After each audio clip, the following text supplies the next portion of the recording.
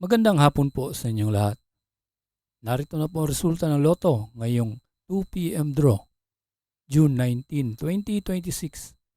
Para sa mga games na 2D Lotto at 3D Lotto. Para sa 2D Lotto, ito po ang mga winning numbers.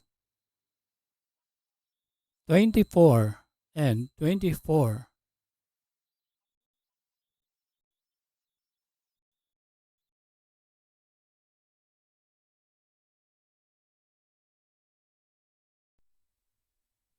Kung bago ka pa lang sa aking channel, pwede kang mag-like, share, at subscribe para updated kayo sa mga PCSO lottery results araw-araw.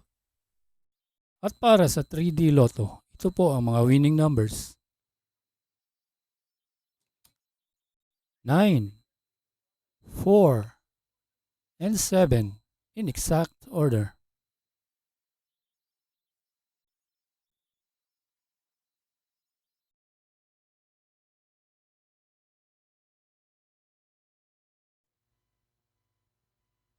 Salamat po sa panonood ng Lotto Results today by Mr. Wi-Fi.